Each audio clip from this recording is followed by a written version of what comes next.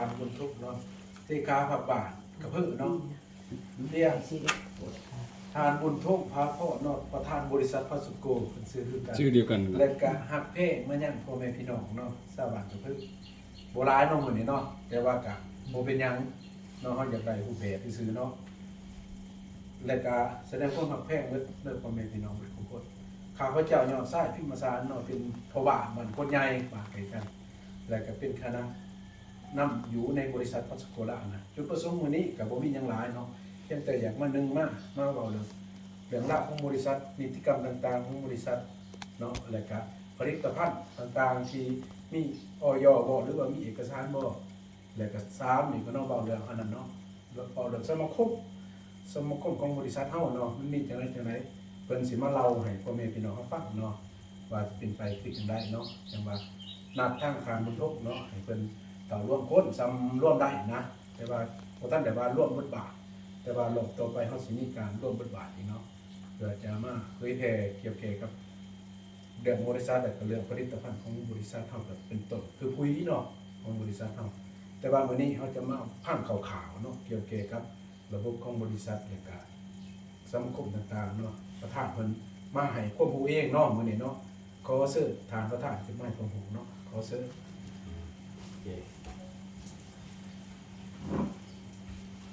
สวัสดีเป็นทางการเนาะฟังยิ่งเงินพอเพิ่นก็ไปบริษัทแต่แล้วมันจะไปหาไปบินไปมัวน้ำแล้วก็เนาะไปมัวน้ำแบบอาจารย์นะที่เขามาตัวนี้มันเข้ามาที่จริงอ่ะบริษัทเขาเปิดมา3-4 ปีนะคือเขาเพิ่งทำสมาคมเลยสมาชิกที่แบบว่าเขาเข้ามาของสมาคมคือเขาอยู่เพื่อนนุสานสื่อกินสื่อใส่สื่อปุ๋ยใส่สื่อกาแฟกินนี่แหละแต่ว่าเขาจะมีผลประโยชน์ให้เฮาต่างหากนะส่วนรายเขาจะเอาแต่คนขายเนาะคนขายเนี่ยคือยังคนขายที่ไปเปลี่ยนปุ๋ยมาขายเนี่ยอันนี้แต่ก่อนมิจะเล่าได้ผลประโยชน์ได้เท่านี้จะบ่ได้เขาจะเลือกบัตรสุดท้ายมาเปิดเราไปเอาไม้มาบัดนี้ปกติบริษัทเขามียังต่างๆให้เฮาได้จริงแต่ว่าไปผ่านเขาเอาเองซื้อฉะนั้นตัวแทนบริษัทก็เลยว่าเฮาสิจะได้ให้มีเกิดประโยชน์ในพวกเฮือนเราก็จากปุ๋ยเนี่ยเขาใส่พืชกินแล้วท่านพ่อเฮานี่ต้องมีประโยชน์กับขึ้นได้นะฉะนั้นบริษัทก็มีแผนให้เฮาละเอียดไปเลยซึ่งถ้ามาเรานี่เป็นหับสมาคมหับสมาชิกแต่ว่าหลังจากนั้นเนี่ยคือคันเฮายื่นเอกสารที่เฮามากับกสิกรรมแล้วก็ว่าเฮาเปิดตลาดปุ๋ยคือตัวนั้นมันร่วมบ้านประมาณนั้นเนาะมาเบิ่งสิท่านเอาไปสิว่าข่าวให้ฟังอยู่3หัวข้อเนาะข้อที่1สิว่าถึงเรื่องราวของบริษัทเป็นจังไดมีสินค้าจังแน่เนาะแล้วก็บอกถึงเรื่องราวของสมาคมให้ฟังเนาะเป็นจังไดแผนแนวนั่นซะบริษัทก็คือบริษัทพาสโกล่าเป็นบริษัทขายย่อยขายส่งและขายต้นขายย่อยขายส่งไม่ว่าจะไหนแต่ยังเขาซื้อปุ๋ยเนาะซื้อกระสอบนึงราคานึงซื้อต้นนึงกับราคานึงมันลดลงนะซื้อรวมกันซื้อ10 หลอนึง15 ต้นก็มีของแถมมียังในหันแล้วก็แต่ราคานึงต่ำลงอีกสินะขั้นซื้อพวงนึงสิกับลดลงนิดสินะมันลดลงประมาณนั้นเนาะฉะนั้นขายตรงมันก็ว่าเข้าหันบ่มีว่างขายในหันขาดได้เลยมีแต่ว่าสมาชิกก็สิเนี่ยเข้าใจกันร่วมกันกับบริษัทส่งเงินมาขายตรงหาผู้ซื้อเลยว่าซะโดยที่บ่ผ่านหันค่าถ้าผ่านหันค่ามันขายยากเป็นยังไงเนี่ยอยู่หันค่ามันหลายโพดดิเขามันหลายโพดบ่จุหมู่สิขายตัวไหนว่าซะเขาก็เลยเลือกตัวหมู่หันมาสอบถามเลยมันเลยง่ายแต่เขาเรียกว่าตรงครับผู้ซื้อโดยตรงมันเริ่มต้นจากบริษัทไทยเนาะต่อมาเขาลาวเพิ่นไปกัมพูชาไปพม่าแต่ปัจจุบันนี่แม่นไทยครับตัวนี้เขาพิดกันอันนี้บริส่งแล้วอันนี้ก็มีสงครามกลางเมืองกับบริส่งแล้วส่งแต่ไทยมาลาวปัจจุบันนี้ซึ่งสองทางเป็นผู้ผลิตบริษัทเป็นเจ้าของศูนย์พัฒนาการเกษตรที่เพิ่นแก้สูตรต่างๆเพราะว่าสูตรปุ๋ยนี่ให้เข้าใจว่าปุ๋ยเนาะถ้าปุ๋ยเคมีมันก็มีสูตรของมันเฉพาะเนาะถ้าปุ๋ยแต่ละปุ๋ยมีสูตรบ่แหละแต่ว่าในการวิจัยสูตรวิจัยอยู่ไสส่วนหลายนี่แม่นซื้อสูตรจากโรงงานเลยแก้บ่ได้ท่านไปแก้ค่าแก้ซื้อนี่ครั้งละ 15,000 บาทแก่ซื้อได้บ่ทันผลิตนะฉะนั้นของเฮานี่แม่นตัวผลิตของเฮาก็คือหลักๆก็คือเฮามีนี่เลยศูนย์พัฒนาการเกษตรประเทศไทยซึ่งเจ้าของก็แม่นผู้เดียวกันกับนี่แหละที่ส่งสินค้ามานี่แหละสูตรเฮานี่เฮาแก่ตามสภาพขึ้นมา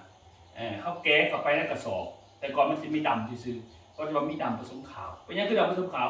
ให้มันมียูเรียเข้าไปนำเพื่อให้ ลงผืดปึ๊บมันกินได้ไวขึ้นหน่อยให้มันเคี้ยวเข้าไปนะให้มันสับเคี้ยวเท่าแก่ตัวนี้เลยบ่ได้ดำซื้อได้ของเฮาบ่ดำซื้อปุ๋ยเนี่ยเขาใจนะว่าปุ๋ยมันมีหลายอันแต่เขาว่าคือซื้อว่าสารบำรุงดินนี่มันจะมีหลายประเภทมันจะมีพวกไดนาไมต์พวกปุ๋ยหม่านคือตัวนี้คือปุ๋ยหม่านนี่แปลว่าอื่นว่าปูนหม่านนาที่รักปูนผ่านในกระสอบนี่ 60% เนี่ยหมายความว่าหยังหมายความว่าปรับปรุงดินให้ดินมันบ่เป็นกรดเป็นด่างเขาว่านะเขาหมายมันอยู่ในหันไปทางซะพอเขาหมายให้เขาใจว่าในกระสอบมันคือหยังคนปัญญามันก็บอกว่าน้องสินขายของคนแต่ว่าเขาบอกเขาจะว่าเป็นหยังในกระสอบนั่นคือเขาซื้อ150ไปเลย150แต่ก่อนมันก็กินเนี่ยกระตุ้นเดี๋ยวนี้มีวิตามินเข้าไปเนี่ย B3 B12 ก็แล้วแต่ว่าบางอัน150มีฮอดกระชายดำเด้เข้าไปเป็นหยังเพื่อให้เฮาได้เก้ไปเพื่อมันเกรดเป็นขอไปเนาะเห็นบ่เบิ่งครับอันนี้คือใบวิจัยของเฮาเนาะมีใบวิจัยทุกอย่างตรงนี้มาหมดเลยเนาะนี่โครงงานในวิธีการเจนบุรีเนาะซึ่งเดือน10นี่สิพาไป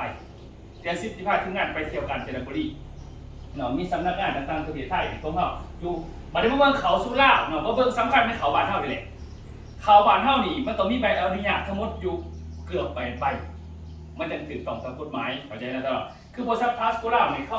ที่การผู้เดียวนี่เขาไม่อยากเป็นเจ้าของเนาะตัวเป็นสำนักงานไปอยู่ปักซี่เห็นตัวเป็นเนาะเป็นเรื่องเป็นเล่าเป็นขันเป็นตอนเป็นเกิดว่ามีเกิดขึ้นนำได้จับได้ประมาณ4 ซะ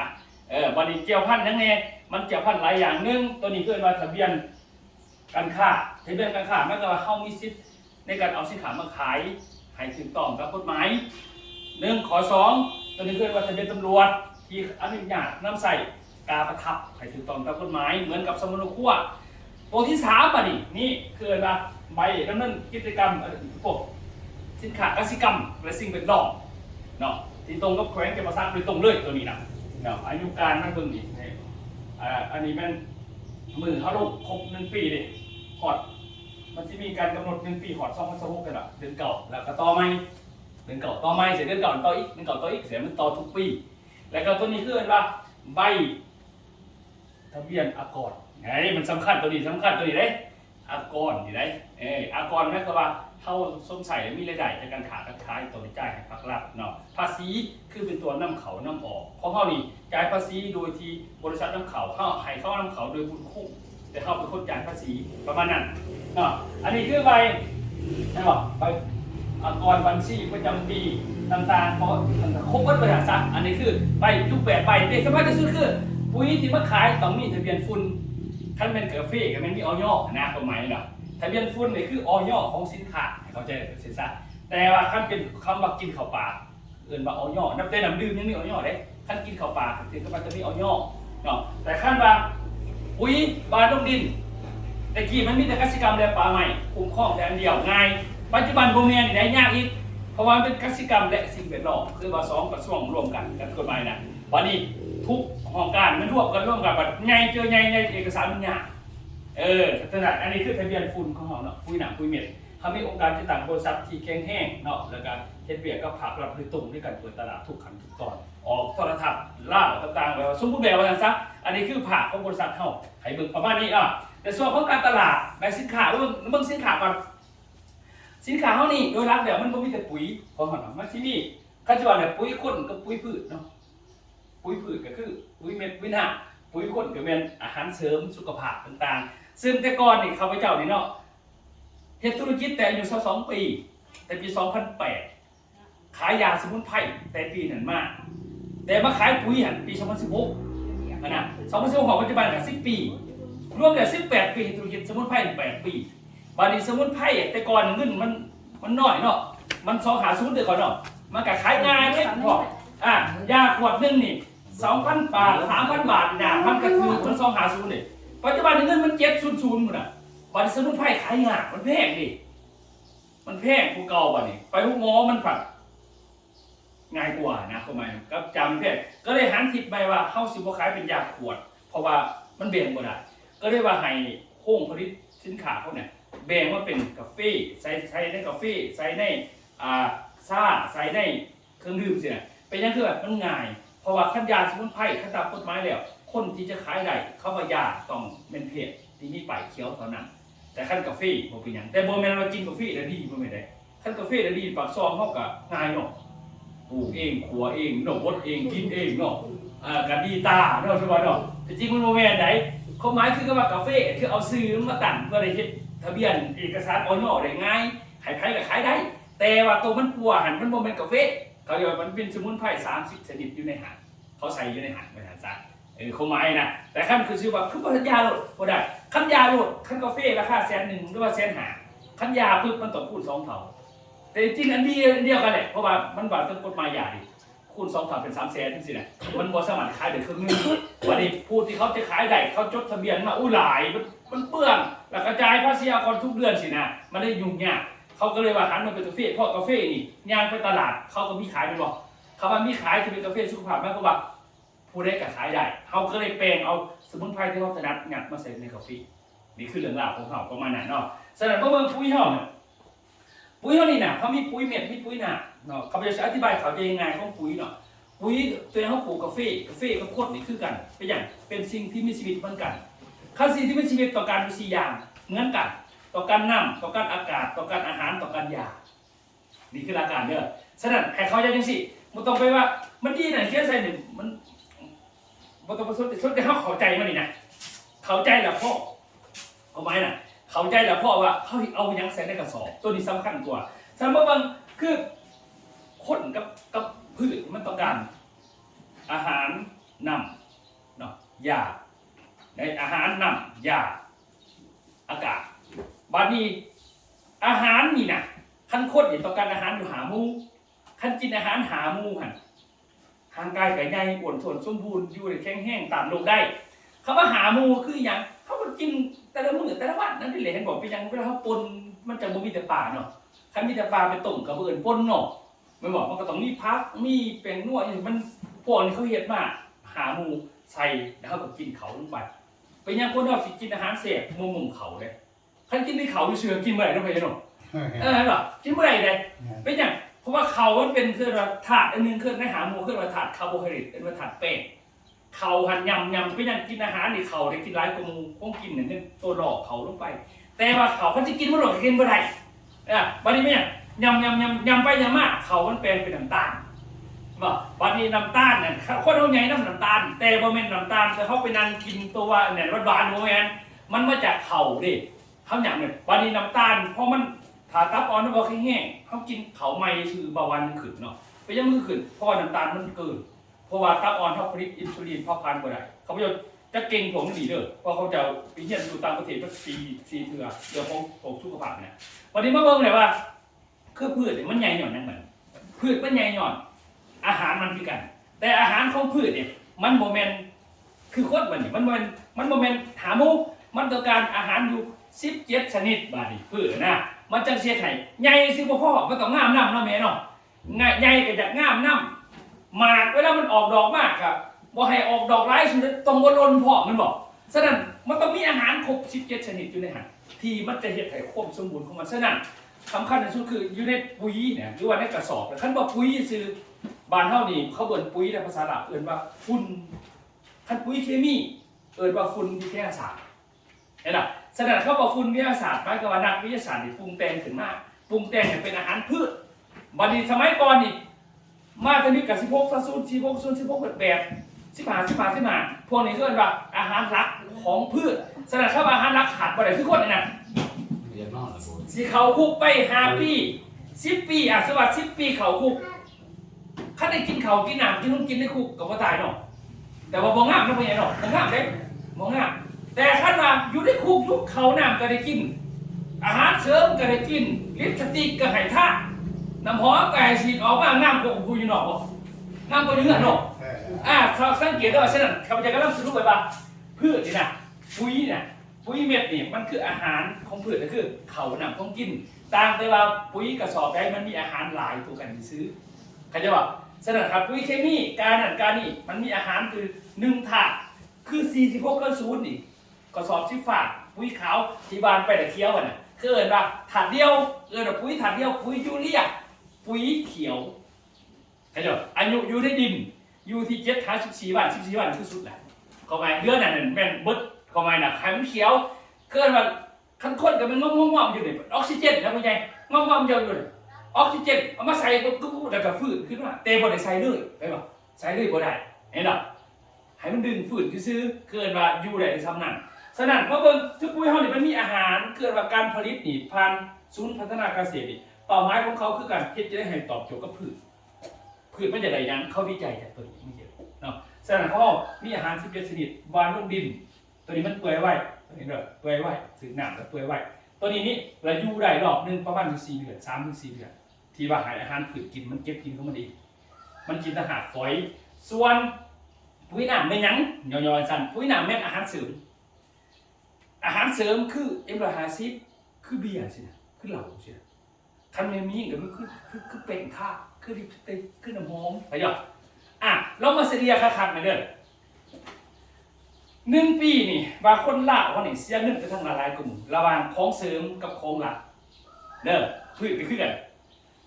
ของหลักมันหยังเขานี่ปากซองเขาบริเวณกับเขาเองแต่เขาหาเงินมาซื้อเขาเนาะเขาในปีนึงนี่เขากุ้มนี่เขาใช้เงินเท่าไรชัวกับบุญแต่บุญนี่เขามีจักบุญแต่ละบาทเนาะบุญหนึ่งแต่ละปีเขาซื้อเบียร์ซื้อคุ้มกินซื้อแนวเสริมทักอันเสริม6อย่างเสริมหูตัวนี้ก็ซื้อเนาะโทรทัศน์เสริมตาเนาะโทรทัศน์เนาะเคลื่อนว่าแล้วก็เสริมทั้งปากเราไปใหญ่เนาะบ่จัก150บ่จักเบียร์บ่จักเหล้าบ่จักยาสูบบ่จักเนี่ยสรุปแล้วเฮาเสียเงินทางนอกหลายกว่าหันหลักเลยแม่นบ่นี่คือหลักการเนี่ยเฮาเสียเงินแต่เฮาบ่คิดเดี๋ยวเฮาเข้าใจบัดนี้มาเบิ่งทุกว่าพืชมันเป็นคือคนมันก็ต้องการคือกันคือมีตัวรักแต่มีตัวเสริมแต่ว่าการเสริมของมันก็คือได้จากอากาศจากแสงแดดมันคันบ่มีแสงแดดดีๆสังเคราะห์แสงบ่ได้อากาศบ่งามฝนบ่ก็บ่ได้คือว่าอาหารเสริมมันแต่อาหารหลักมันต้องการกินนั่นดีฉะนั้นอาหารหลักเขาน้ำคงกินเท่านี้แหละฉะนั้นเขาที่กินแต่เขากับน้ำกับคงกินโดดกินอันเดียวซ้ำๆก็บ่ได้เห็นบ่บัดคนบ่เข้าใจ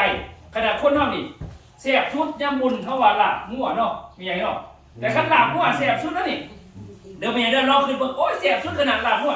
มื้อนี้ลาบงัวแม่แซ่บเนาะมื้อแรกแม่ก็กินลาบงัวอีกบ่ต้องลาบเก่าแล้วลาบใหม่นะก็กินจังได๋เนาะมื้อเช้าก็เอามาลาบอีกไปเจอผู้ซื้อตามบ่มื้อกะลาบอีกตอนเช้ามื้อตอนเที่ยงกะลาบอีกไปเจอในป่าเนาะคือบ่แซ่บเนาะแม่นบ่คือนี่ถึงเขาสิเอาหาหมูใส่กระตามแม่นบ่สิเอาหาหมูใส่กระตามเนี่ยมันบ่ได้แซ่บเด้อบัดนี้มันบ่อยากเอาบัดนี้คนนี่เป็นหยังคือพอคนมันปฏิเสธได้ว่าบ่เอาแต่พืชบัดนี้เป็นหยังคนนั่นเข้าใจว่าตอนเฮาใส่46.0ตอนนั้นมันคือคักมันคักจังได๋ตามหลักของปุ๋ยเคมีกับพืชเนี่ย3 ปีนี่ก็จะใช้อันเก่าดินมันถอยคันจะให้มันฟื้นขึ้นต้องใส่2เทื่อแสดงว่าจากกระสอบนึงเขาต้องใส่2 สอบถ้าจะใส่คู่กัน2 สอบอีกปีนึง2 ปี 3 ปีบ่คือเก่าแหละมันก็แบบเฮากินลาบหรือว่ากินปากมันบ่ไหวเด้อกินอันนึงก็ได้บ่ต้องแพงก็ได้ขอแต่มันแทนเข้าไปเนาะหลักการพืชก็คือการใส่เขาให้เปลี่ยนปุ๋ยทุก3 ปีหลักการบ่แม่นว่าปีก่อนเนี่ยคือใส่มันคืองามว่าเกี่ยวมันเป็นคือเก่าบ่แม่นปุ๋ยปลอมบอกบ่แม่นใดเขาหมายคือแบบเฮานี่น่ะลาบงัวมื้อเช้าน่ะก็แม่นแซ่บขนาดกินได้บ่หลายผีท้องไข่3 มื้อยังบ่กินตัวเก่าอยู่เพราะมันลาบไปก็ยามันกินบ่ได้คือเอาไปหยังคือว่ามันเอื้อมน่ะทางการมันก็บ่ยอมกันพืชกับคนคือกันเดี๋ยวฉะนั้นเราต้องเข้าใจว่าเป็นหยังปุ๋ยมันคือหลายมันบ่หลายจังได๋เขาเฮ็ดมาให้สลับกันเฮ็ดสำหรับคนไปเด้อเข้าใจเด้อจังซั่นนี่คือความหมายของมันปุ๋ยเคมีคือกันแต่ว่านี่เขาอยากให้ชัดไว้ไงไว้มันปุ๋ยน้ำเนี่ยมันกินอาหารมันกินอาหารไม่กินทั้งใบกับลำต้นพอปากมันมี3 ปากคือแต่ก็คือคนไหนปากนึงคือหาฝอยขนาดฝอยกับใส่ปุ๋ยตัวลงไปต้นฝนกลางฝนปลายฝนเฮาใส่โลดฝนลงแล้วเฮาใส่ตัวนี้เนี่ยมันสิเหลือสุดง่ายไว้บัดตัวนี้นี่แม่นอาหารเสริมหมายความว่าพืชมันต้องการตัวนี้กับตัวนี้จะหลายกันมันต้องการตัวนี้หลายกว่าตัวนี้ดีครับไปจะกำลังย่อยฟังแบบง่ายๆเขาจะพืชมันต้องการตัวนี้หลายกว่าเพราะตัวโรคดินมันอยู่4 เดือนมันตัวนี้นี่7 มื้อมันอยากคือนึงคือคนหิว150ปีเลยคือคนหิวเหล่านั่นเป็นไงเนาะตื่นมามันแสบว่าเหล่าไม่ถามดูหน่อยมันบ่จักเนาะโอ้ยจะได้ก็แสบกี่เด้บาดคอกินอายไปถามผู้ใหญ่บอกว่าจักแล้วบ่จักบ่แสบเนาะแต่ว่าคันบ่กินอยู่เนี่ยข้อ1 2ผู้สูบยาถามผู้สูบเป็นจังได๋เฮ้ยคิวเป็นเนาะมาถามผู้สูบดิเขาบ่สนนะคันเม้นเขาสิไปนั่งสูบผู้ใดอยู่เกิดว่ามันการยืนแบบจังซั่นฉะนั้นตัวนี้มันกันเด้อให้ใครว่าตัวนี้เนี่ย พืชเนี่ยมันต้องการทั้งปากมันอีก2 ปากที่ว่าต้องการทุก7 มื้อต้องอยาก7 มื้อต้องอยากถ้าให้มันได้ตามนั้นปุ๊บคันแม่นยิ่งก็เป็นงามเลยเว้ยซ้ำเฮาไปติดผู้สาวในเมืองนะแล้วก็คันผู้สาวในเมืองกับผู้สาวบ้านนอกติดเหมือนกันแต่ว่าเสียเงินต่างกันได้แม่นบ่ติดสาวบ้านนอกติดสาวบ้านนอกซื้อคิดใหม่5,000 กีบเขาก็ว่าขาดเนาะเป็นติดสาวในเมือง5,000 กีบเป็นบ่ได้เด้คิดท่านาน5,000 บาทเขาบอกเขาจะมาซื้องามจะได้ขบวนหายคอย5,000 บาทไม่หรอกหันแต่ว่าติดคือกันป่าไม้กับไปนอนน้ำกันคือกันติดสาวไปนอนเส้นกระดาษที่ชาวในเมืองกระดาษพวกแง่หาดาวเสื้อเขาเนี่ยเป็น3,000 บาททุกหยอดแต่ป่าไม้อันเดียวกันเขาใจเด้อแต่นั่นพืชได้ไปคือกันเด้อครับพวกนี้น่ะ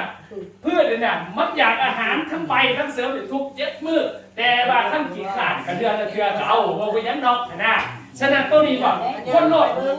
เด้อคนโลดตัวนี้7 มื้อเห็นผลจะกิน4 มื้อเห็นผลแหละตัวนี้เด้อแต่ว่าคนลาวมันตีขอดึงขี้ขาดนะนี่น่ะแต่ว่าจังได๋ดี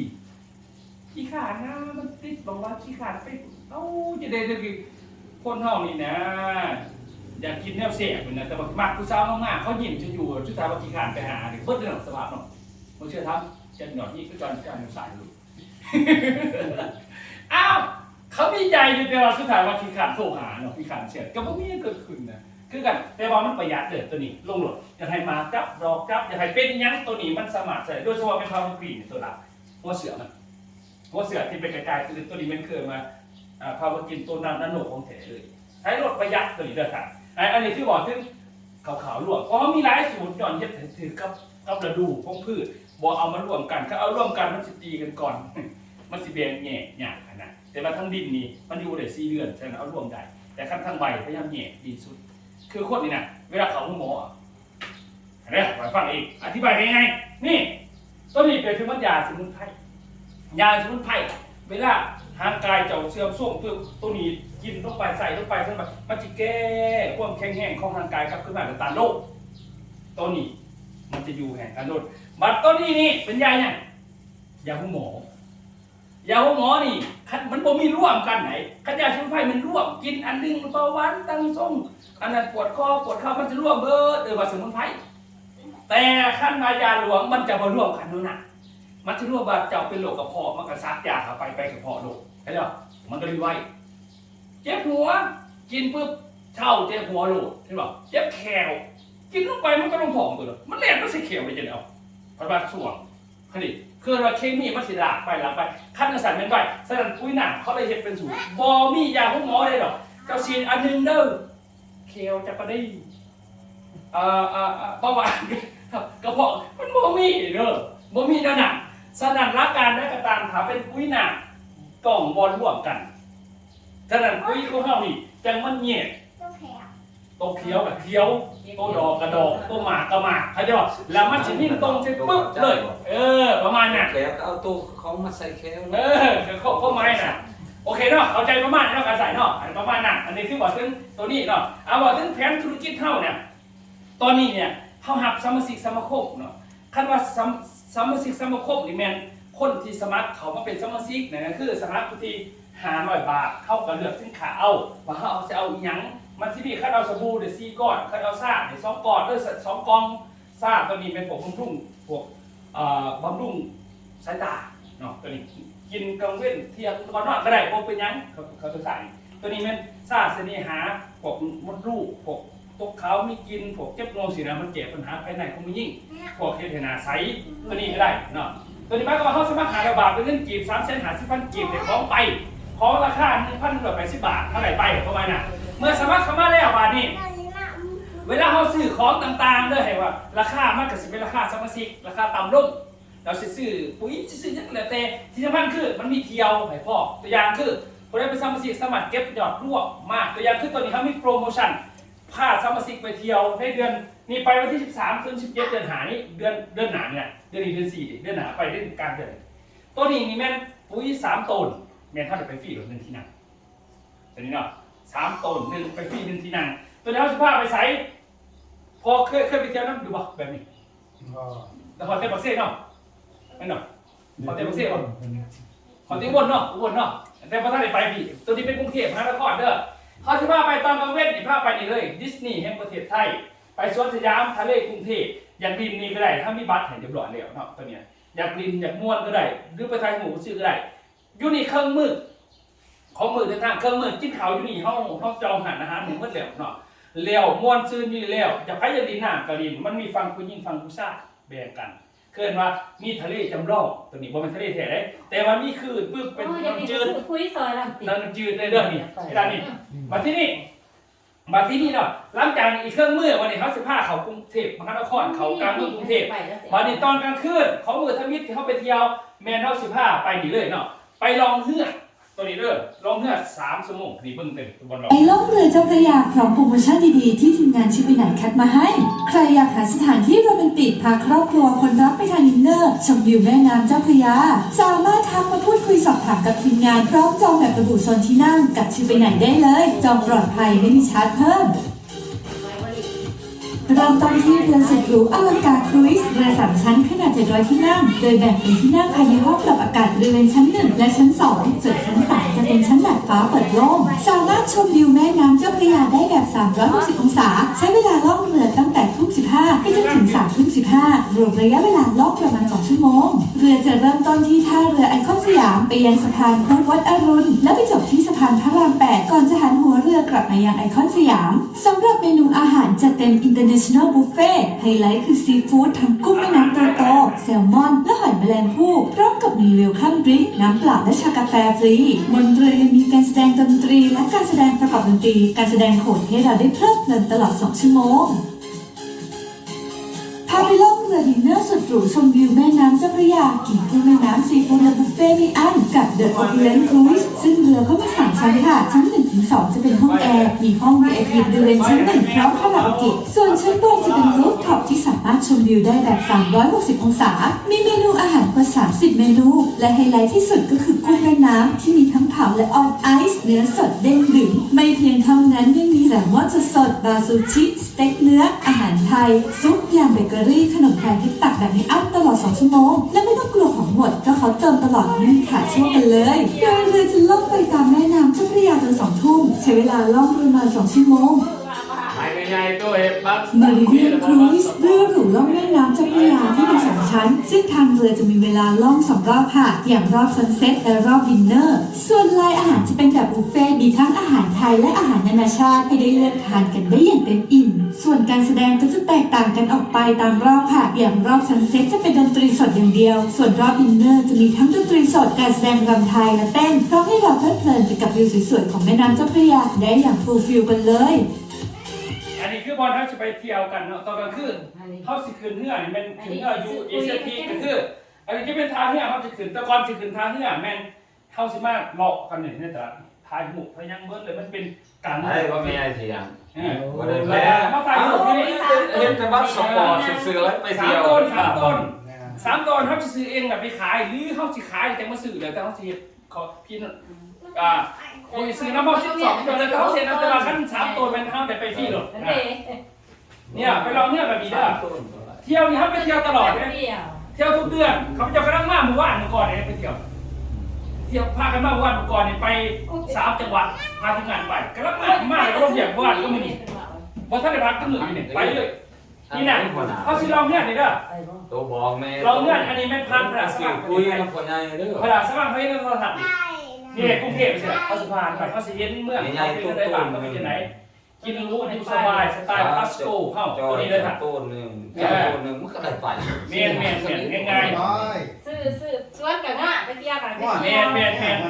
เที่ยวนี่เขาจะมีไฮตลอดมีไฮตลอดแต่ว่าสถานที่แล้วแต่บอลเข้าไปสัตว์หลังจากนั้นเนาะ ใส่ซู หลังจากที่เขาไปขึ้นเรือแล้วนี่เขาพาไปเลยนี่เนี่ยนี่สิได้นี่เขาอยากพาเข้าไปเนี่ยลองเรือแล้วนอนตื่นสามารถแบบวันสิพาไปทะเลเทพมันไปได้แถมให้ทะเลเทพทะเลจันทบุรีใครอยากไปขี่เรือบานาโบ๊ทที่ยังเหลือแต่ทะเลงามแล้วก็ขึ้นชุดถ่ายเขาจะมีกิจกรรมมีคอนเสิร์ตดิเขามีคอนเสิร์ตกับทีมงานของพวกเขาประมาณไทยเล่าน้องกันเกือบ1,000 คนเขาไปเสี่ยงอาหารคอนเสิร์ตจางคอนเสิร์ตมาหางเครื่องเนี่ยลำไยให้ทองคำนี่ ตัวมันใส่แต่สลิปติดดึงดัก ไปขนาดบ่ถูก แล้วก็นี่พานอนนี่วันนี้พานอนนี่นอนนี่แคมป์ทะเลได้วันนอนตื่นมาริมทะเลอีกวันนึงหลังจากนั้นเขาสิเดินทางกลับตอนเดินทางกลับนี่เขาสิพาไปเววัดแต่ละวัดเฮ็ดบุญมานี่เฮ็ดบุญแต่ละจุดนี่ท้ายถูกร่วมเสียงามนี่เขาไปรอบนี้ตอนนี้นี่ถ้าเอาแต่3 รถบัสไปสิได้แต่วัน2 รถบัสเต็มแล้วยังบัสเดียวตัวนี้เนาะยังบัสเดียวเที่ยวก็ว่าตอนนี้เขาจะปิดโอ้อีบัสนึงปิดวันที่30 เดือน 4 2026ปิดถ่ายเดือนนี้แม่นให้มันครบพอดีครบ3 บัสไม่ได้ถามไปวันนี้ถ้าเราพอดีอยากไปเที่ยวล่าเขาก็มีเด้อเที่ยวล่าเขาใน4 ต้นแต่ว่าไปโรงพยาบาลเคยไปโรงพยาบาลไปขี่รถไฟฟ้าล่าขี่รถไฟล่ารถไฟฟ้ารถไฟล่าอันนี้เขาจะเดินทางไปด้วยรถไฟจากนครหลวงเวียงจันทร์ไปสู่นครหลวงพระบางไปหอดปั๊บเกิดที่พาไปวัดถึงพาไปนั่นตามกงซี่ไปเบิ่งฝรั่งอาบน้ำเนาะแล้วก็มากินข้าวส้มวิวหนังแล้วก็จะเข้าไปขี่ซ่ามีแคมป์ซ่าเนี่ยมี300พาไปขี่ซ่าแล้ววันนี้ที่พาเขาไปวัดเชียงพ่อวัดวิสุทธินราชแล้วตอนกลางคืนนักภาพไปเดินตลาดมืดอย่าไปกับสื่อคุยมีแต่ฝรั่งแล้วก็นอนอยู่ประมาณ1 คืนตื่นมาผ้าเขาวัดพระบางหรือผ้าเขาหอพิพิธภัณฑ์ผ้าสว่างเก่านะสมัยเราเขามีเจ้าชีวิตอยู่เลยไปเบิ่งว่ามียังมีแต่ว่าของนอนมันเป็นจังไดโคแต่งเครื่องจังไดมีบ่ได้อยู่น่ะเขาไปเบิ่งนะแล้ววันนี้ใครอยากใส่บาตรก็ใส่ใครอยากได้ผ้าเลาะตอนนี้ผ้าขี่รถจักรอีใบเนี่ยขี่เลาะเมืองหลวงพระบางมันจะมีทั้งหมดอยู่ 3,000 คันเข้าไปประมาณ20-30 คนเท่ากันเลือกคนละคัน ไม่ได้ไปแล้วเขาสื่อคุยขี่แข่งกันบัดนี้ขี่เลาะเมืองไปไทยของแต่ละจุดมันรถอันนี้มันจอดป้าไปใช้ก็ได้ในเมืองเขาไม่เก็บเองสื่อคุยแล้วเขาขี่ไปจอดไปเพื่อเอาคันใหม่ไปก็ได้สินะเหลือแต่อันนี้แม่นเขาขี่คันเท่าอยู่นั่นหลังจากนั้นกลับมาสู่เวียงจันทร์มาหอดเวียงจันทร์พาเที่ยวอีก1 มื้อเที่ยวเปิดทะเบียนเวียงจันทร์คือนครหลวงเวียงจันทร์ขึ้นไปเที่ยวที่นี่เลยเนาะวัดเชียงขวดออกจากวัดเชียงขวดแล้วขาสิพาไปกับเจ้าแม่ซีเมืองเนาะออกจากวัดเจ้าแม่ซีเมืองแล้วสิพาไปการบุกก็ประตูไส้ออกจากประตูไส้ทางสัตว์หลวงออกจากถนนกินกับเที่ยงแล้วสิพาไปนี่ตัวนี้แม่นหอพิพิธภัณฑ์ไม่หอพิพิธภัณฑ์ศิลปะโอ้งามเลยอันดับ 1ของโลกแต่ว่ามีอยู่ลาวแล้วก็ไปทายมุมอยู่ตรงนี้เลาะอยู่นี่อีกเครื่องมือก็คือพระพุทธรูปต่างๆที่จะอายุหลักพันปีอยู่นี่หมดเลยหลังจากที่ว่าไปเที่ยวหางล่าเลยนี่คือเรื่องเล่าของเกี่ยวกับตัว4 ต้นโรงพยาบาลไปไทย3 ต้นไปโรงพยาบาล4 ต้นเพราะว่าโรงพยาบาลค่าใช้จ่ายมันสับไปเวียดนามแพงเนาะประมาณนั้นโอเคทีนี้มาเบิ่งงานเนาะสำหรับสมาชิกสมาคมวันนี้เด้อวันที่11 เดือน 4เนาะเขาก็มีงานอยู่ปักเซ่เด้อ11 เดือน 4เนี่ย11มื้อนี้วันที่3แหละนั่งอีก4 มื้อนั่งอีก8 มื้อก็คือเขามีงานนั้นเขามีงานมัดแขนสงกรานต์ดีบุญบริษัทดีแต่เขามีอยู่ที่หันคาเฟ่แล้วมีวงดนตรีเขาลงลินเลยเนาะเป็นวงดนตรีที่ว่าสมควรไผมักเต้นมักรำมักของจับรางวัลมีครบเนาะฉะนั้นคนได้เป็นสมาชิกแล้วเวลาเขาซื้อของลงฟรีไม่เสียให้พอเนาะเวลาเขาซื้อสินค้าเป็นกินเป็นใส่เป็นขายแต่คืออย่างนี้ถ้ากาแฟเป็นซ่าแทน2ขั้นวานี่อันเนี้ยนี่ถ้าเป็นซ่าเป็นอย่างสิ่งก็มีให้เนี่ยแต่ก็นี่เขาบอกว่ามีในการเป็นอะไรเดี๋ยวมีเสียให้พอถ้าสบู่นี่กระเตะเพื่อมันจะมีสูตรของมันเนาะตัวนี้บอกถึงเรื่องราวของงานวันที่11สมาชิกนี่ถ้าเป็นสมาชิกสมาคมเขาจะมีใบยื่นให้เดี๋ยวมีบัตรของข้อการสมัครไปหมอบวันที่11ของไอ้ยอดส้มบ่ได้บอกโอเคไม่ได้ตัวนี้เด้อตัวนี้หมายความว่างานเราวันที่11เนาะทำสมาชิกให้เขาเป็นความต้องการคือกับพระเจ้าในก้อนนานี่เขาจะไม่เป็นสีเด้อแต่ก้อนนี่8 ปีแล้วเรานี่เกิดมายิงเฮ็ดธุรกิจไปยิงลูกปีนี้อายุ41 ปีปีนี้นะ41 ปีแต่ตอนสมัยเราอยากไปเยี่ยมอยู่ไทยใหม่ๆจะนั่นไปเยี่ยมที่ประเทศไทยไปไม่เรื่องของสมุนไพรเลยเนี่ยก่อนกลับมาลุยงานกันยังนักเลยไปก่อนเนี่ยเขาจะกับตากำลังปลดแหวนอยู่4 ปีแต่ก่อนเนี่ยใส่แหวนนี่ใส่แหวนนี่เนี่ยแต่ก่อนเนี่ยเป็นผลมาเริ่มปั๊บจะคล้องจากเขามาใส่สมุนไพรกลับไปเฮียนดูจีนอีก4 เทื่อมาเขาใจเรื่องเล่าสมุนไพรก็เลยมาตั้งใจขายกำลังมายุดขายเป็นจริงเป็นจังสมุนไพรตอน ตอนเงินบาทมันขึ้นนี่นะ2 ปีโควิดที่เขาเนี่ยหยุดแต่ว่าบอกไม้ว่าเศร้าขายได้ไหมว่าเฮาหาพวกงานไปเฮ็ดเองแล้วให้เขามาแบ่งมาเป็นซ่าเขาเป็นสบู่สมุนไพรนี่มันเป็นสบู่หนาขาวเลยเป็นสบู่หนาใสหนานวดกระสับคุมขนแล้วก็เวลาเราใส่เป็นหนาไม่ชินุกเนี่ยตัวนี้สบู่สมุนไพรน้องท่าน้องสาวอีปีผู้หญิงตัวนี้ท่าน้องสาวเนี่ยใช่จะอยู่โต โอ้ย ตัวคอมันมีหนัก ไปสีหน้า ว่างเลย นี่ตัวนี้มันเกากีดำตัวนี้เขาไปจะมาแก่นั่นเพราะว่าปกติเขาขายกาแฟแต่กาแฟมันนี่เขาบอกว่าเขาไม่เคยกินกาแฟนะพยายามนอนบรรลับหลายคนคิดถึงนะก็เลยว่าตัวนี้ผมลูกตาผมลูกใช้ตาเห็นไหมใช้ตาผลิตสดใสแต่เขาสมัครตัวนี้มี15 ซองเขากินซองนึงกินในบนมือซองนึงกินตอนเช้าก่อนนอนเขาใช้น้ำพรกินเนี่ยตัวเนี้ยมันเสียให้นอนรับดีทั้งกินก่อนนอนไหนนอนรับดีนอนฝันดีฝันเล็กเท่ากันเลยนอนตัวนี้เนาะตัวนี้เขาได้เป็นสมัครสมาชิกเขาได้2 กล่องสิเลือกเอาอันนึงทดสอบก็ได้เดี๋ยวเตะคันสบู่นี่4คันจะได้แต่สบู่2อันนี้นึงเลือกแต่สลับกันได้ทำไมน่ะเขาได้สมัครสมาชิกตลอดชีวิตเขาอยากเอาสมุนไพรมันไล่ใส่จากประสบการณ์ของมองมากเลยนะก็เลยมาเกะใส่ประมาณน่ะเนาะทีก็เรื่องของสมุนไพรของสมุนไพรเขาสมัครมาเขาสีใดยังเป็นจังไรเนี่ยเราเวลาเขาเป็นสมุนไพร พี่จังเราจะง่ายเนี่ยก็ไปเห็ดคือดำนะ เนี่ยดูแล้วมาโลดได้ยังไงโคตรอยู่ ไปเดียว อยากได้โคตรอยู่ได้นี่ เฮียเก่งเฮียเก่ง ไปนี่ เฮียเก่งเลยบอกลีเด้อไอ้โรงเรียนบอกขาตรงนี้ ยังเก่งๆเลยไปอยู่น้ำโลดก็ได้ในงานให้อะไรโคตรมาซอยเบียดดู15ลุยวัดปักซอง88 บาท ผักถึงเราเดียว บอกพ่อใหญ่เด้อตอนนั้นเด้ออันพ่อใหญ่ให้ไปยังไงไป พร้อมเก็บมีในไม่อีกนะ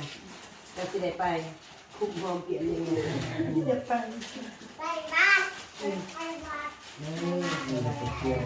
เดี๋ยวใส่เบิ้งสบู่กันเด้อเพราะเขาจะมีเครื่องงานมีหลายเลยหลายอย่างเครื่องงานแต่ว่าสบู่เขานี่ปกติแต่ก่อนเขาจะเฮ็ดเป็นสบู่หาพลังสมัยปี2003มาหาพลังแต่ปัจจุบันนี้หน่อมาเป็น4 ชนิดนะตัดออกกันนึงมันสั่งกันนี่เอาสบู่หนาตึงออกแต่กี้มีสบู่หนาตึงมันเลยสบู่นุ่มก็มีเลยก่อนสบู่ผู้ชายนวดพวกนั้นกันแข็งก็ยังมีบอกถึงมันมีผู้ใดเสียก่อน บ่เชื่อครับ กันได้เชื่อหนวดให้เบิ่ง อาจารย์หยอดเรียกกันแล้วป่ะ หนวดให้เบิ่งจังสิซื้อ อันนี้เป็นพรีเซนเตอร์เขาเนาะอันนี้เมียข้าพเจ้าอันนี้น้องเมียเป็นพรีเซนเตอร์ทั้งหมดเลยตอนสมัยปี2003แต่ก่อนขยายอยู่นครหลวงเวียงจันทร์เป็นสบู่แต่ก่อนไม่เป็นธงสีเหลืองเป็นธงในนี่ปัจจุบันเป็นกองนี่เป็นงานอยู่ดินี่ตัวนี้เป็นสบู่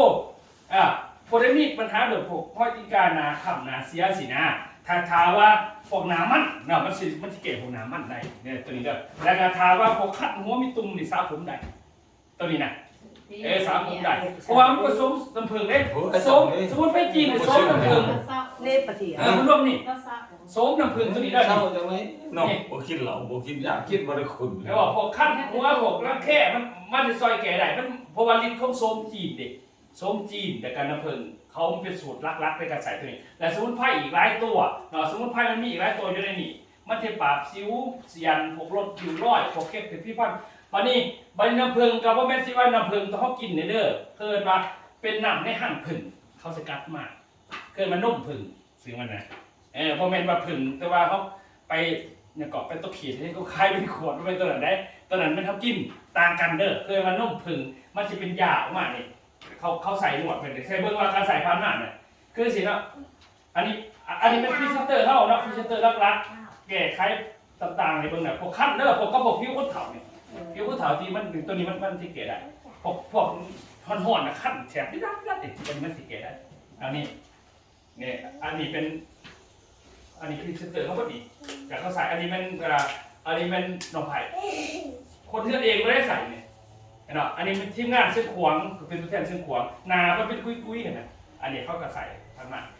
บัตรสบู่ตัวนี้มานี่สบู่ตัวนี้แต่ก่อนมันก็เป็นทงนั่นนี่ที่กันแบบนี้มันเป็นนั่นนี่เป็นกองงามมันตัวนี้แม่นสูตรจากเกาหลีจังไดประเทศเกาหลีนี่เขาใส่เมื่อก้อยถากนี่นะเป็นสูตรที่ว่าฟื้นฟูน่ะจากหนาสินะเขาไปเก็บแต่มันสูตรเรื่องไปเพียนเองเด้มันอันนั้นเด้อันนั้น พอดีแล้วแบบว่าเสือล่างมันเขาไม่มีสูตรมันดิเนี่ยเขาใส่หอยถากมันเขาดิสปาหนามันเข่งขึ้นตะกี้ฝรั่งบ่เสือเด้ปัจจุบันฝรั่งไปเฮ็ดน้ำนี่มัน นี่หอยตัว นี่ฝรั่ง โคตร มึงฝรั่งเฮ็ดเด้ ได้ มัน หอยบัก มัน ยาง เป็นสูตรของเกาหลีเลยนี่มึงอ่ะ บ้านเจ้าลายกันล่ะ นี่เนี่ย สปีเลยพี่อ่ะ ฝรั่งก็ไปเห็นแบบตะกี้ฝรั่งบ่เสือฝรั่งเสือเป็นเรื่องสัตว์อย่างเดียว ตัวยังไงละลายกันทำ คนนี้เขาก็ยังต้องเล่นนวดนาทุกมื้อเลยนวดนาฟ้าไหว4-5 นาทีก็ล้างออกเลยเราใส่วิธีการเรื่องน้ำเพราะว่าสารที่เป็นประโยชน์กับน้ำที่เมื่อวันถัดเขาเอาไปเห็น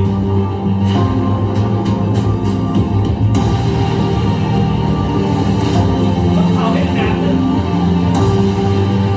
แม่โซ่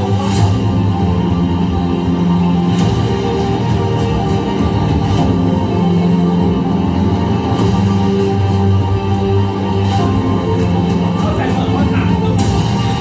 แล้วมาดึงผิดเขาเป็นอะไร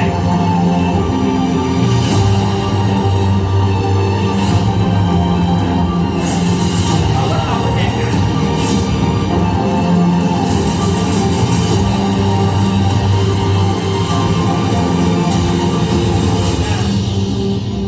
ตกแต่งจะขอคือละเริ่มจะเอาเมื่อเขาถามแล้วกันดึงในจากยุดเนี่ยนะ นี่หอยเอาเองหน่อย ดูว่าเดี๋ยวนี้มันตกแต่งใหม่มันเนี่ยผ่านกระบวนการต่างๆเริ่มต้นจากห้อยก่อนนะ แล้วส่วนรวม นี่ฝรั่งเ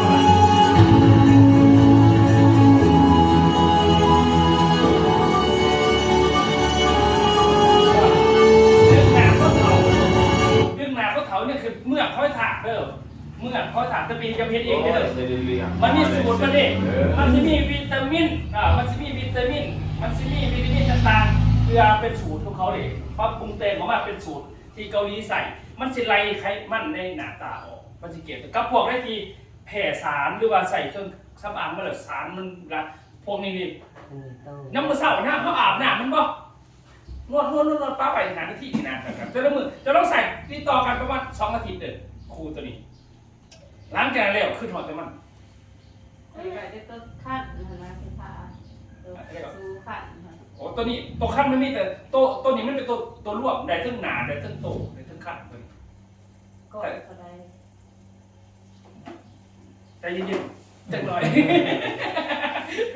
ไม่แต่เขาเป็นสมาชิกแต่เขาได้ไปซีก่อนปีกันนะไปซีก่อนปีน่ะนี่แหละตัวนี้ว่ะตัวนี้นี่เขาไปเกณฑ์ว่ะเขาไปเกณฑ์หนาดอกตัวนี้นี่หมายก็ว่านาแพร่สารแล้วนะเอาไปมัดไปสารป้าไปมันสิคอยซึ่งเกิดขึ้นสิเนี่ยอันนี้มันมู่เขาเองไหนนาตาดีแต่ว่านามั่นคือสิมันเก๋เนี่ยคือแต่อะไรก็เป็นพิจิตรเขาคนมึงมุ่นระบบหมกให้จะประสานนี่ก็เป็นพิจิตรจากนาไปว่าเพอันเนี้ยขั้นคู่กันตัวร้านเป็นสูตรมันคู่กันได้หรอนี่ตัวเอานาแพร่สารเลยสิเขาใส่แพร่สารนี่นะฝาสินะใส่คู่กันสินะตัวรถฝาไอ้ยอดนี่มึงเรียกป่ะมึงเรียกแต่ก่อนผมเป็นสีไหนต้นนี่แหละมึงเรียกกูมึงเรียกแต่ก่อนฝาแล้วเป็นนั่นนี่ฝาแล้วเป็นสีไหนแล้วค่อยแก้ออกเมื่อวันร้ายคนนี้เดี๋ยวเราสมิธเดี๋ยวไม่เรียกสมิธแต่บอกถึงว่าใส่คู่นี่ซึ่งกันแล้วค่อยแก้ขึ้นนั่นนี่จากชุดนี้นะนี่ถ้าใส่คู่ชุดเขาเนี่ยมันได้แก้ขึ้นนั่นเป็นเนี่ยชุดถ่ายป่ะนี่อันนี้แม่เมื่อคู่เซโรจะปิ้งนี่แล้วก็ใส่คู่นี่เก๋แล้วออกลูกมันเป็นไม้แบบฝาแล้วก็แก่จากคู่ตัวนี้วันนี้อันนี้แก่สวรรค์เขตให้มาเขาเนาะ แก่ป่ะ ทำเนี่ยทำปุ๋ยทั้ง อันนี้ปุ้ยอันนี้หูเขาอย่างนั้นนี่เขานี่คือใส่นี่ใส่เขาจะเป็นเจ้าของสิขายเองเนี่ยบอมเป็นเจ้าของสิขายเองบอแมนเป็นผู้ซื้อจากประเทศไทยมากเลยเนี่ย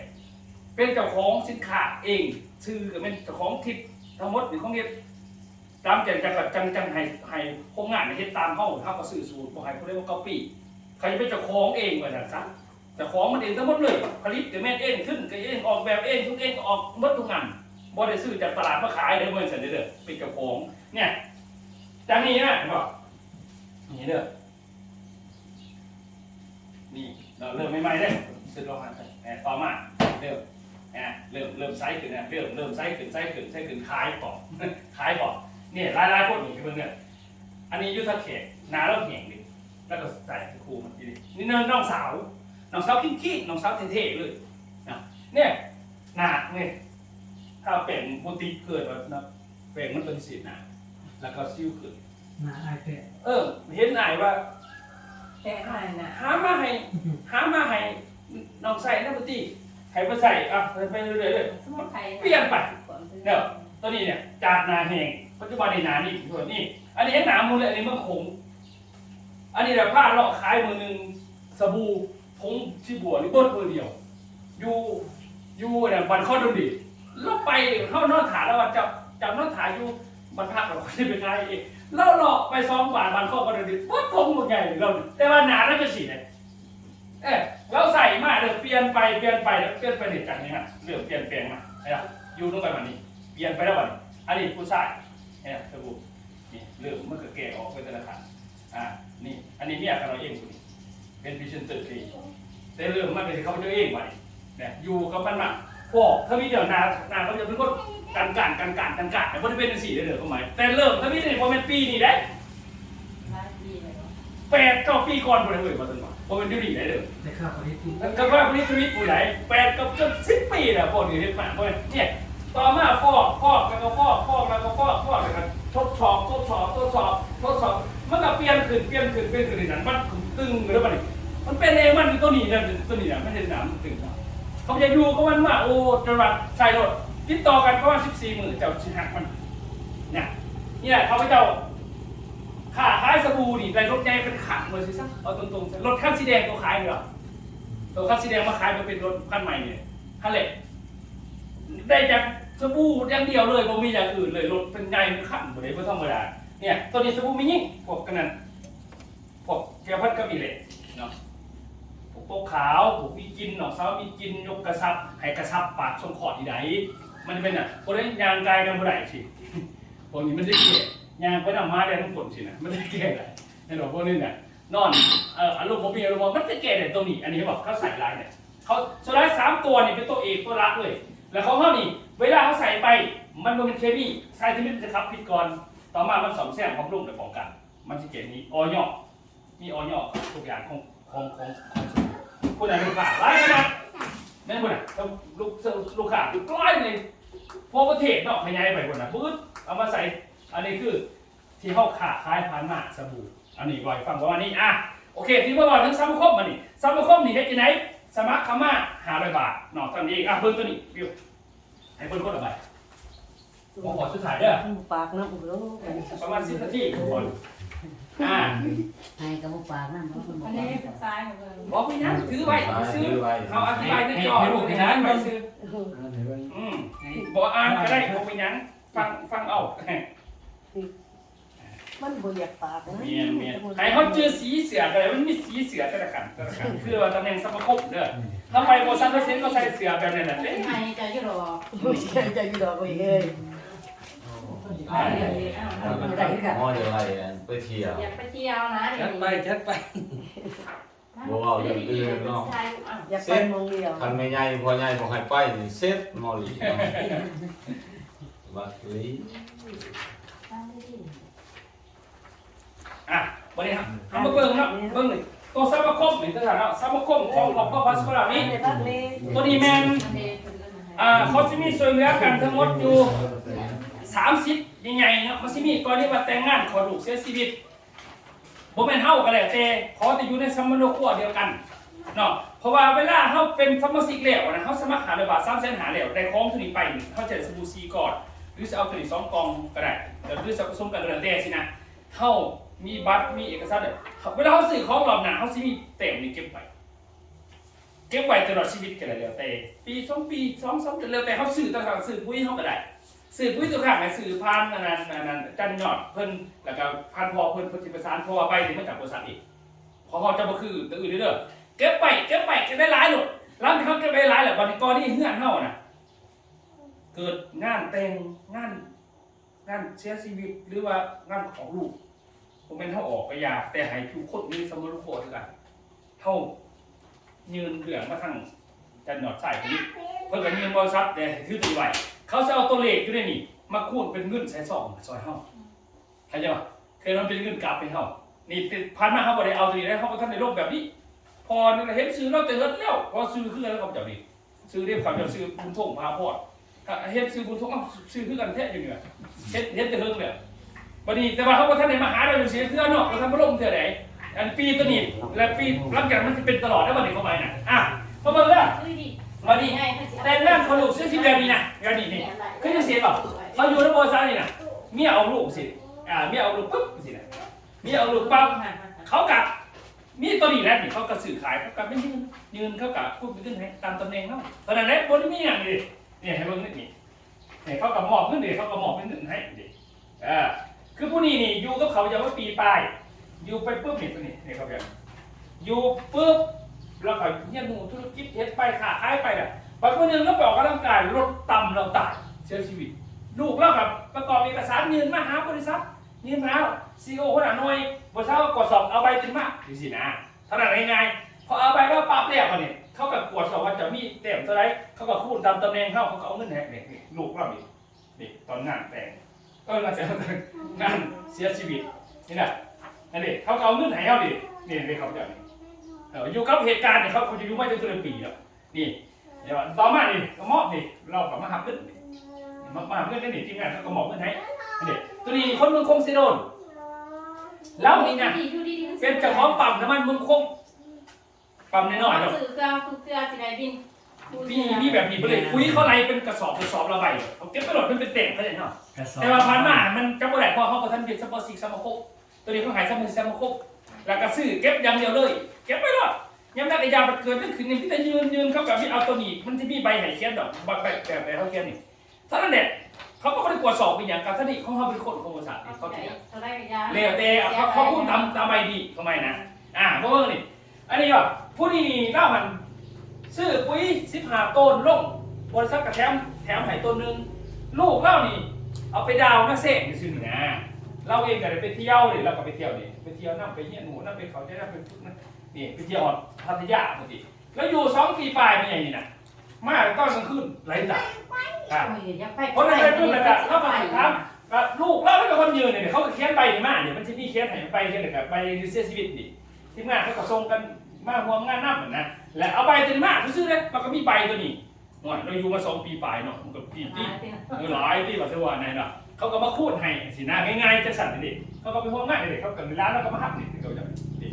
หลายเลยตอนนี้นี่หลายเลยเชื่อชีวิตหลายขนาดให้เบิ้งบนจบกุศิแต่งานนี่ก็หลายแต่งาน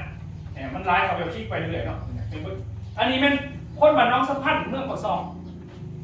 พวกนี้นะนี่พอเสียนี่แล้วก็ไม่ยังมาทำซ่อมทำกันเลยกันอันนี้เท่าไหร่2 ล้านบาทเนาะ2 ล้าน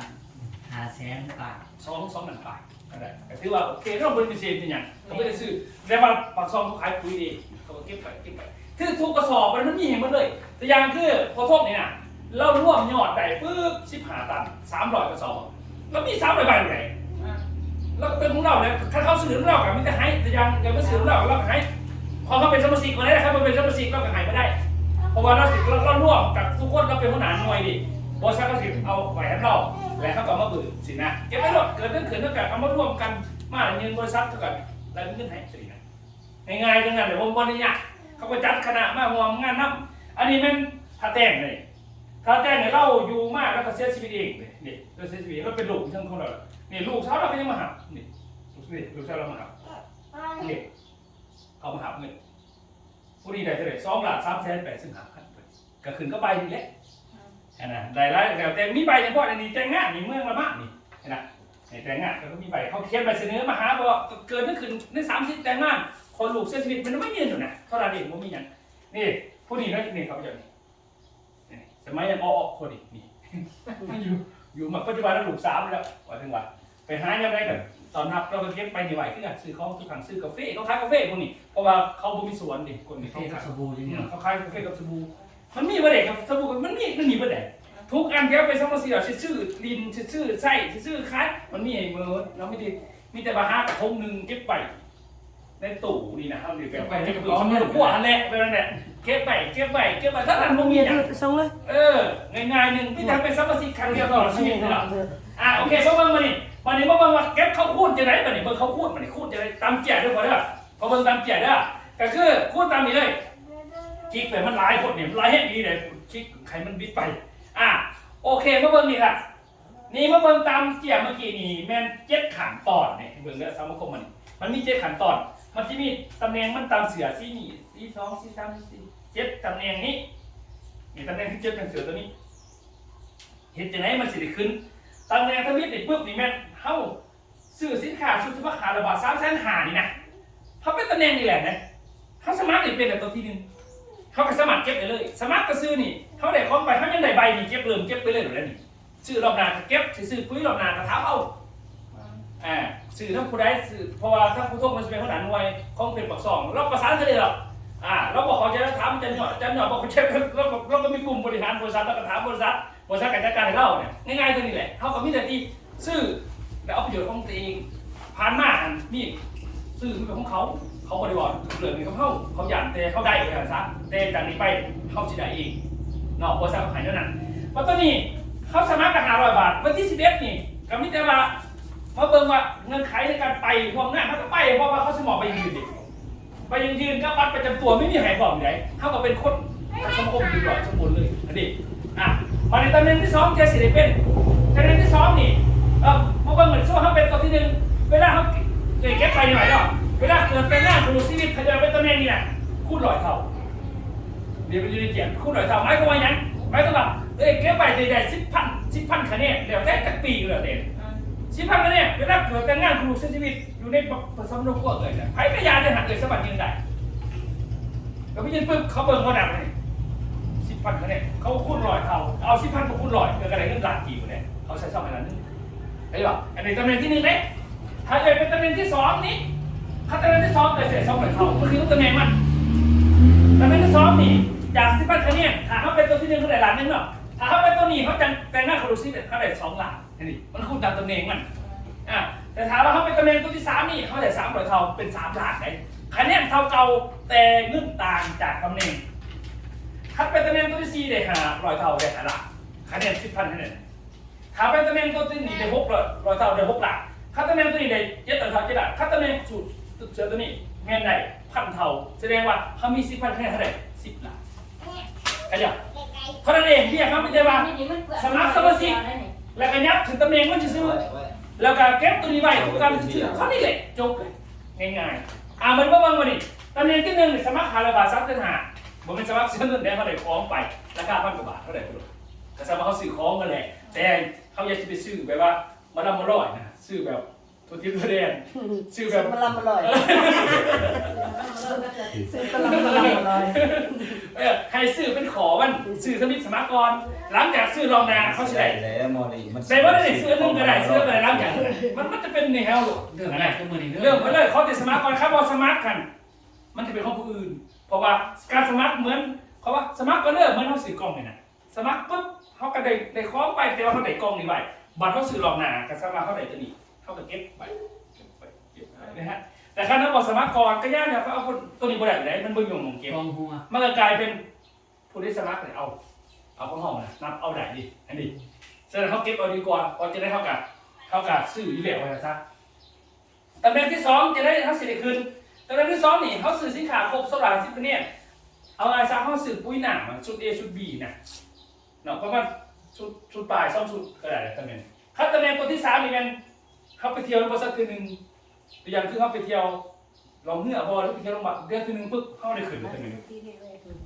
คือเนี่ยไปเที่ยวซื้อก็ได้ขึ้นนี่ตำแหน่งที่3นี่เที่ยวรอบ2ก็ขึ้นอีกเที่ยวรอบ3ก็ขึ้นอีกเที่ยวรอบ4ก็ขึ้นอีกเที่ยวรอบ5ก็ขึ้นอีกขึ้นน้ำเที่ยวตำแหน่งนั้นเห็นผมบริษัทเขาเนี่ยพาเที่ยวฟรีแต่ว่าให้ขึ้นตำแหน่งสักคมพอเท่านั้นแหละเบียดเขาง่ายๆสบายเดี๋ยวจะไหนไม่ใช่ว่าเขาอยากเห็นเป็นการขายให้ทำบัตรมาก่อนขนาดนี้วันที่11เขาสิบอกไปเด้อ11เขาสิบอกบัตรใบยืนนี่ให้เขาสิมีให้มีใบยืนนี่ให้มีบัตรให้แบบนี้ใครมีบัตรให้แบบนี้แสดงว่าเขาสามารถที่จะ ขาขายในบริษัทใดหมายความว่าเป็นเจ้าภาพแล้วก็ได้เงินมานี่ได้เงินใช่ไหมมันมีเงินแทน นางตา อ่ะตอนนี้มีแต่ว่าเขาเบิ่งว่าเขาสิเป็นตัวไรสื่อคนไม่อยากมีแต่ว่าเขาสมัครหาร่อยไปนี่หรือเขาได้จะซื้อปุ๋ยหนังปุ๋ยเม็ดกับเบิ่งเขาเรียกมันใส่เขาเทิงกับคนตำแหน่งเลยตัวไหนเขาเบิ่งตามนี่เนี่ยเงินใครเงินซื้อเขาดังเงินก็ได้พวกมียังทำไมเขาสิไปเฮียในบริษัทมันจะเป็นเขาไม่ได้เป็นนักธุรกิจเองเขาเป็นผู้ซื้อแล้วก็ดีกว่าซื้ออื่นซื้อคือเขาเนี่ยไปซื้อปุ๋ยอื่นก็ซื้อก่อนกันเนาะเนาะเขาบริเป็นเองเนาะซื้อคือเขานะประมาณนั้นอ้าวมียังถามบ่ไม่ไงไม่ไงเฮ็ดอะไรถาม ใจถามเด้อ จะได้แต่ไปเที่ยว ไปเที่ยวโรงพยาบาลปุ้ยสีโตนไปเที่ยวนั่นกรุงเทพแม่นปุ้ย3 โตนไปไก่คือว่าชื่อน้อย บ่แม่นเด้แม่ ไปไก่คือชื่อหน่อยชื่อหลาย แม่พาไปกรุงเทพก็ไปโรงพยาบาลแม่บ่จะได้ไกลกว่ากัน ซ้ำกัน บ่แม่โรงพยาบาลไกลกว่า ใกล้กว่า แม่เลยโรงพยาบาลไกลกว่าแม่โรงพยาบาลไกลกว่าแล้วก็ค่าใช้จ่ายแพงกว่าอยู่ไทยเพราะว่าเขาขี่รถไฟอีก ค่าใช้จ่ายสำคัญกับไปประเทศเวียด ไป นาม เวียดนามมันราคาสำหรับไปเวียดนามเท่าไหร่นะมันแพงกว่าไปไทยไงไปไทยมันขี่รถเมล์คันเดียวหลวดดิ เบิ่งคือว่าเวียงจันทน์ไก่นะ ตัวเวียงจันทน์ยังไก่เนี่ยแต่ว่าเขาไปโรงพยาบาลอีก นั่นแหละเนี่ยว่า ไปโรงพยาบาล คือว่าเกเฮาอ่ะนะแกงเฮาเนี่ยคือว่าไก่ แต่ปากเซ่หายเวียงจันทน์มันก็700 ป้ายนะ700 ป้ายวันนี้ออกจากกาแฟลงคอดไปโรงพยาบาล เนาะ แต่ว่าตัวนี้เขาจะขี่รถไฟไปรถไฟพวกไม่สูงรถไฟลาวจีนแบบเขาไปอยู่ในสถานีแบบเขาอยู่ต่างประเทศเขาขึ้นลาวเลยแบบได้กินอ้ายแบบการเขาตกแต่งแบบอยู่เกาห ที ลี นี้เขาต้อง ญี่ปุ่น สมัครคำมั่นนี่เขาก็สิได้ออกบัตรเลยได้วันนี้ได้ออกบัตรแต่การมีไปคูปองให้พ่อให้เขาได้จับสลาก อย่าไปสบู่ เมียนเอ้าอาจารย์หยอดใส่จัดการกับใบสมัครไม่ใช่ผิดที่มันบ่ผิดตัวที่มันอยู่ใส่ใบที่มีใบสมัครใบหน้า ไว้สมัครกับสมัครมือเลยเนาะ เมียนเขียนเลยอยู่แล้วคนเนี่ยที่จะเขาเขียนซื้อนามสกุลซื้อแต่กับพ่อเอาเมื่อกี้กับใบอยู่เนี่ย จะได้ไปเที่ยว นี่ไง เนี่ย คันในส โอ้ มัคร เย่เย่ ครัวไปเที่ยวเชียงใหม่บอกก็สิไปเที่ยวไทย นั่นสิญาอิสราเอลกับเพื่อนเสีย เอาหน่อยไปเชียงใหม่เพื่อนหรอไปเชียงจันทน์ ไอ้อย่างนั้นเขียนตามฟอร์มซื้อนามสกุลซื้อก็ได้เราเขียนเราให้แนะนำแต่พ่อเดี๋ยวเขาจะไปลงทั้งที่จะให้เอาสนิทก่อน นั่งดีๆหันมา เดี๋ยวโหลดการเลือกของมาแล้วมันจะอยากตัวไหนเด้อใจเลือกเอาเข้าไปก่อนเลือกไหนก็ไม่เก็บเต็มเลยแบบนี้ นี่เงินบ่พยายามการงานเนาะ ยืมมาทุกพอบุญทุกอยู่แล้ว มันจะได้สมุนซีก่อน ให้เพิ่นเรียกเอา สามารถเรียนได้สมุนซีก่อนทั้งเดือดวะบ้านจะได้ตัวแก่ขั้นพดพื้น